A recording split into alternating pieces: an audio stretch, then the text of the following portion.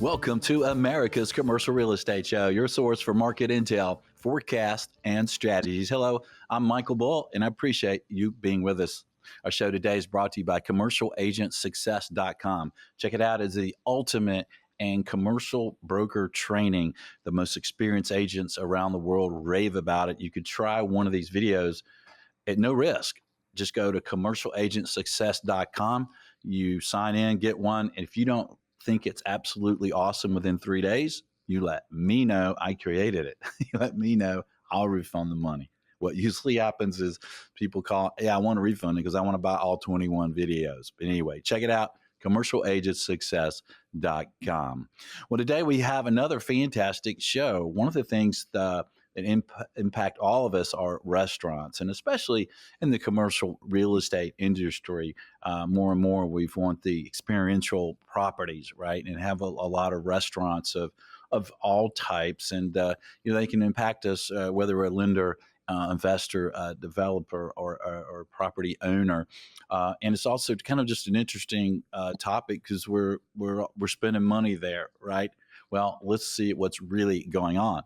Please welcome my guest. It's Darren Tristano. He's CEO of Foodservice Results. Darren, good to see you. Thanks for joining us. Good to see you. Thank you for having me. Well, great. Well, thank you. And let's talk about, first of all, I'm just kind of curious with what's going on with immigration policies, with tariffs, with the economy in general, and consumer confidence kind of waning, I guess, in some cases. How are restaurants really performing right now as a whole when you kind of look at the restaurant industry around the U.S.? Well, I think restaurants are struggling, continue to struggle since COVID. And what we have seen as the trends is that traffic, consumers eating away from home and going to these restaurants have changed and slowed. Now, the good news for restaurants is that they're spending more when they do go out to restaurants, and inflation certainly helped that last year. So the spend is higher, the traffic is lower, and as a result, we're only seeing modest increases in the restaurant revenues, which is barely above inflation at what the current rate is, about 2.3%. So it's struggling, but consumers are finding what they're looking for, and restaurants are keeping their doors open. So we're in for, I would say, somewhat of a rocky ride going over the next 12 months. But I think restaurants have learned, they've struggled, and they've learned how to cope with a lot of the economic impacts, and I think they're going to be okay. Darren, what are some of the restaurant types that are doing better right now than others? So fast casual restaurants continue to lead the way. They offer better quality, and consumers are often willing to pay for them. And these fast casuals like our Panera Bread, Chipotle, they continue to do well as reflected by their stock prices. When we get into the next level of limited service, we have fast food, and these are brands like McDonald's and Burger King and Wendy's. They continue to do well because they're very convenient and they're affordable to a lot of Americans. Now, those do pretty good today because limited service represents greater value. When we get into the full service side, it's a lot tougher. Fine dining, again, very affluent consumers. They've got the money, they're willing to spend it. It's a smaller niche in full service. So fine dining restaurants continue to do well. When we get down into the casual dining, still a glut of restaurants. You have brands like Applebee's, Chili's, Ruby Tuesday that continue to struggle to bring patrons through the door. Large platforms, probably too big, dedicating a little bit more towards to go, which helps them to get off-premise sales through delivery and pickup. But these are where you're going to see the biggest struggles. You may have heard Hooters is a brand that has struggled lately. A lot of their franchisees are either closing or selling their restaurants back to the parent company, who probably is in a better position to manage them. And then when we get into the family dining area, the Denny's of the world, we do see some value, but we're looking at aging customers. So what you have are boomers that have been going to Denny's for many, many years who are starting to age out of being able to get to restaurants, and quite frankly, they're passing away. So we're losing that generation that was a loyal and frequent visitor to these family dining restaurants. And they've been struggling to bring new customers in because, quite frankly, today, kids don't want to go to a restaurant where their father went or their grandfather went. They want to go to new and contemporary. So if you're looking at this industry, if you're seeing growth in units, if you're seeing contemporary restaurants that continue to improve their trade dress, improve their interiors, really are more creative with their menus, these are the brands that I would bring into your space. And then when you're seeing older brands, those are the ones that are going to continue to struggle and eventually go away. Yeah. Wow. Interesting. So you mentioned Hooters. I called one of my clients that I've done a lot of business with the other day who was looking for some single tenant net leased properties, and there was a Hooters restaurant available. So I called him and no, I texted him and it said, "Hey, do you like Hooters?" He texted me back, "Michael, that's pretty inappropriate." I was like, "No, no, no, I'm talking about as a tenant." Okay. What are some of the restaurant companies and brands and that are growing and expanding and around the country? Well, again, it's been a difficult climate for growth. So I think when you're looking at brands, many of them have struggled to open new stores. I think when you're looking in the fast casual category, you have brands like Slim Chickens that has grown out of the South. You have Chicken Salad Chick, which has done really well again in the South. And these are brands that are using proteins that are less costly and considered more healthy. So I think when you're looking at the brand, you have to kind of look at, well, if you're a steakhouse, you're seeing very expensive product that is not only hard to bring in through the back door, but it's hard to serve at the table when the price points are much higher. So I think what you're seeing is that a lot of these consumers are looking for the more affordable, the healthy choices. When you look at full service, it's been a struggle. There's been declines, lots of closed restaurants. Applebee's is closed, Red Lobster's closing restaurants. So there's a lot of space available, but there really isn't anyone filling those gaps. Years ago, during the recession in 08, 09, we saw brand Bennigan's close hundreds of stores. And those became an opportunity, a catalyst for what we call restaurants, so a tilted kilt, those types of restaurants that are more contemporary than Hooters. And so they filled those Bennigans with newer, more modern, contemporary, with attractive servers, better quality technology, televisions, colder beer. And not only did they fill that gap, but we saw the decline with Hooters happen because all of a sudden you've got alternatives to go and have wings with attractive servers if that's what you're looking for.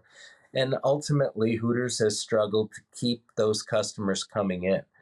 And many of these restaurants have done well with not just the men, which happen to be, I think, the larger group that go, but also with women. So they've found a way to bring women also into these restaurants, and that has helped them quite a bit. So I think when you're looking at trends and you're looking at which restaurants are growing, you have to look at which ones are more appealing and attractive to customers, what are their price points, and what are the types of food they're serving, and how new is their restaurant and they're keeping it up. Because the old tired restaurant closes and goes away. Well, you had me at restaurants. You had me right there. Um, what about some of the policies that the new administration is kind of leaning on? And one of those is immigration. Is there an impact on the restaurant industry? Well, I think when we look at immigration, we have to start to look at the labor force. Now, unemployment rates are relatively low. That's great. Likely they're going to tick upward with the economic conditions. But many of our young American kids do not want to work in restaurants, which has been one of the largest employers in our industry, second to the government. So when we look at how are we going to fill the jobs that nobody else wants, immigrants for centuries have been filling those positions. Now, if we're getting stronger immigration policy, the first part of this is that there's going to be less immigrants that are willing to work for the types of wages that these restaurants need to pay in order to be profitable.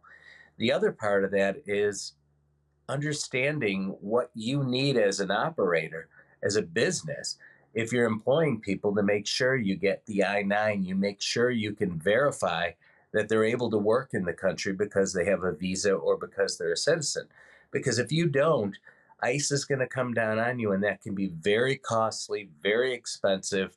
And quite frankly, your customers may not like it if you're giving jobs to immigrants. So I think the policy today is getting tougher, and that means it's getting harder for restaurants, and they're going to have to make sure they do what's appropriate and make sure that they can find staff to keep their restaurants busy. Yeah. Yeah. And illegal immigrants, right? We're all happy to have immigrants. It's just if you Sure. broke in the country, it's some people don't like, right? Uh, Absolutely. so, what about? I'm curious on the restaurant industry's view and how it impact them on the no tax on tips and the thoughts there. Is that going to happen? What could the impact be? Well, I think it's going to be harder if we are not going to fulfill the promises of not taxing tips. I think it was important. I think both the Democrats and the Republicans were both looking at this as a great opportunity to help those that are earning less. And sometimes we forget, but there are tip tax. Um, there's basically a minimum wage for tips for people who are earning tips, and that's lower than the federal minimum wage. So very often the server in the restaurant isn't making what the normal minimum wage is. They're making less because they're making it up on tips. But because tips are taxed, it makes it a little bit harder for these people. Now, my son was a server for many years, and he was very excited that tips were not going to be taxed. And today, it's not helping for these lower income groups to have less money in their pocket. So I think that promise ultimately, if it could get fulfilled, it's going to help lower middle income groups have more money in their pocket to spend. If it doesn't, then I think they'll get along the same way, but they won't be able to dine out as much, and it'll be harder for restaurants to bring them in the doors. Well, is the thought of the restaurant industry that it just won't happen? Well, I think that they're going to continue to lobby for it. I think it's just not happening yet. So I think there will be pressures. And as we've seen with this new government regime, there are a lot of discussions and then things get turned around. So hopefully this is something that will happen and will give the industry a little bit more power to employ those that are going to work at the Gap and Walmart and other places because they can't earn as much in a restaurant. Interesting. So it could help the restaurants' bottom line, even though it's initially a benefit for the employee. Yeah, Yeah, it will because there'll be less pressure to raise wages because that will give them a little bit of bump in terms of what they take home every day. interesting. Okay. What about the push from leadership more and more these days for healthy foods and for healthy drinks and to take some of the ingredients out of foods and drinks like the dyes and things that some folks say are really not good for us and maybe leading to more poor health of Americans these days. Is the restaurant industry kind of taking heed of that? Is that a potential growth opportunity for some of these operators? So I think when we look at healthy, everyone's definition is different. So it's a struggle. I'm diabetic, so low sugar is healthy to me. And I think when we look at the industry, we all want healthy, but healthy costs more. And when we as Americans are willing to pay more for healthy, and certainly upper income groups are, then we'll figure out a way to get that done. Now, there are a lot of ingredients. There's genetically modified foods. There are items, as you mentioned, like red dye. We do, as restaurants, want to get these out of our consumers' mouths. The problem is the supply chain becomes more expensive. It becomes very limited when we're looking for items that don't have these types of ingredients. So if we take a look at organic, okay, and again, many Americans don't even understand what organic means. But when the world decided that organic was better for you, we didn't have a lot of organic foods, and it took years for farms to become organic certified. So the demand skyrocketed, the prices were significant.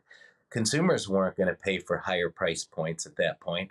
So there was a slow reaction to the marketplace, and more farms were growing organic to a level where they started to produce the supply necessary, and more restaurants were able to bring organic in through their doors because A, it wasn't available, and B, it was too expensive. So I think when we look at this trend, we have to, as Americans, realize that it's going to cost more. It's going to taste differently, not necessarily better, because we all want fats and we all want sugar and sweetness and savory, but healthier foods don't taste as good. So it's going to be a challenge to get there. And overall, this is a trend. It's very sustainable. It's moving very slowly. Consumers are starting to and are willing to pay for it. And if we want to live longer lives, it's something that I think we're going to need to do. And maybe the government needs to do a little more regulation. Yeah. Well, I know when the organic foods came out and it's kind of all the rage, as you mentioned, I knew the difference. It was like, to me, and when I first saw it, it's like, oh, it's the same food, but it's more expensive. So I guess that's how some consumers did react, right? Yeah, and many Americans, we grew up at least I did in the 70s without organic. I mean, we were eating foods that were grown on the farm and had the pesticides, and certainly that wasn't an issue. And maybe I'm not going to make it to 60, but I'm still here. Yeah. So we as Americans believe that we can continue to eat what we grew up on and we'll be okay. But it's the younger generation that's very concerned. They are reading this stuff on the internet, they are learning about it in school, and they're doing something about it. So, hopefully they will push this and help us to get to a better place. It seems like we're hearing that some companies, the suppliers are trying to adjust their prices, and some of the companies are trying to absorb those extra costs, and then so they can pass less off to the consumer. But talk to us about margins. I mean, restaurants, what are their margins? Aren't they a little too tight to kind of absorb extra cost? So the old adage for the industry is that you make a nickel for every dollar. And if everyone in the restaurant understood that, I think things would be better. I think a lot of the employees at a restaurant think that the owner's making a lot of money on their backs. The reality is, when you have an average profit of 5%, recognizing that some restaurants do well 15, 20%, that many restaurants barely break even and lose money. So it is a struggle. It's a very tight margin. When we look at the costs, about a third is labor, another third is food cost, and then the rest is mostly overhead and what winds up being the slim profit margin. So when you think through all of this, um, food cost being a third of what restaurants normally spend, if that goes up significantly, it not only eats away, it destroys the profit margin that restaurants have, which is very slim. So it's tough. The only thing you can do is increase price to take that into consideration and hope you don't lose customers. Yeah. What about rent? Rent to revenue ratios. What are you seeing there, and how are they trending? Well, I think revenues are still about even because of the higher price points, and rents, and continue to go up. They have to. It's typically in every contract, right? You see a somewhat of an increase each year. So I think it does eat away at it, and that is going to be like utility costs, something that factors into your menu price points in order to be able to compensate. So it isn't just food and labor; it's utility, it's overheads, and certainly rent, which can range from 6 to 10% of revenue. So I think you're seeing that number increase over time and ultimately become more of an issue, and something that restaurants have to look at because they can't really do much about it. Yeah, and it's interesting for our audience for sure, because we're a commercial real estate show, right? And we look at some cases, some of these restaurant tenants. We're headquartered in Atlanta, are having trouble finding good locations, which obviously creates supply and demand issues and potentially higher rents. Are you hearing in the industry? Related to their real estate and what they're looking for? Are they finding what they need? Are they? What do you hear? Well, I think they're still finding what they need because restaurants are closing. There's not as much new development and places to build into. Um, but I think what's important to recognize is that when a restaurant is struggling, they focus their efforts in the wrong place. So the first thing they do is try and cut costs. And when you're cutting costs, the consumer, the customer is impacted negatively. And when you're so focused on trying to make the numbers work, you're not focusing on the things that drive revenue, like marketing, local store marketing, getting out, shaking hands, kissing babies, doing what you have to do to bring the customers in and supporting local activities. So if you're a restaurant operator, you can pick away at your P&L all day long and try and save a penny here and a penny there, but the best opportunity for them is to go out and really promote their restaurant to bring new customers in.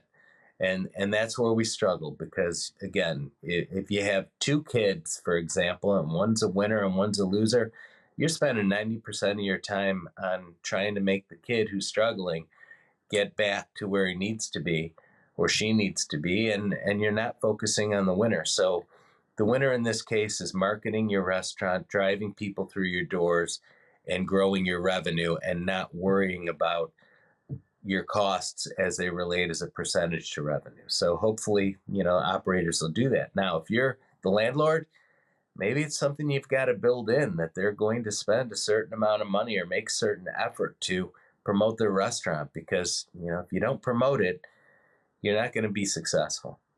Yeah, that's a good point. I've asked plenty of restaurant tenants, what do they do to promote? What's their plan to promote? And it's a very good question. And I think those tips for restaurant operators are a good place to stop for now. Darren, thanks for being on the show. We appreciate your intel. Thank you for having me. All right. And if you like more information from Darren, check out their website. It's foodserviceresults.com. If you'd like to listen to more shows or watch more shows, check us out on YouTube, America's Commercial Real Estate Show. We're on YouTube and we're on all the podcast sites. If you'd like to visit our site where you can access all of that, our site is CREshow.com. Thanks for listening. Thanks for watching. Thanks for sharing the show. And thanks for commenting. Till next week, be sure that you always lead, learn, and laugh, and join us for America's Commercial Real Estate Show.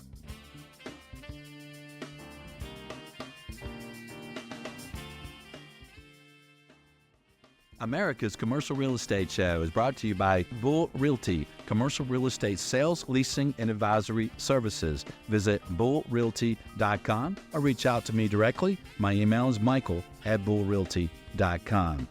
By ShareFile, designed with real estate and other highly regulated industries in mind, ShareFile offers secure digital solution to simplify workflow and improve collaboration. Visit sharefile.com. By Commercial Agent Success Strategies, 21 cloud-accessed agent training videos, Learn more at commercialagentsuccess.com. You're invited to subscribe to the show wherever you listen or watch the show. You're also invited to subscribe to a weekly email announcing the show topic and guests at creshow.com. Thank you for watching, listening, and sharing America's Commercial Real Estate Show.